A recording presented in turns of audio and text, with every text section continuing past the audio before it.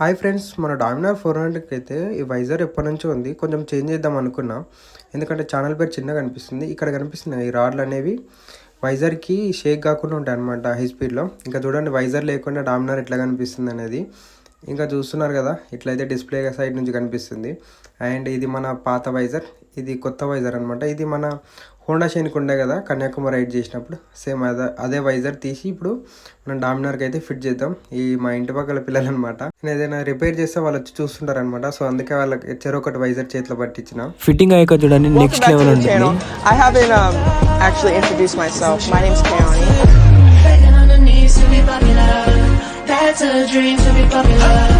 Kill anyone to be popular. Sell a soul to be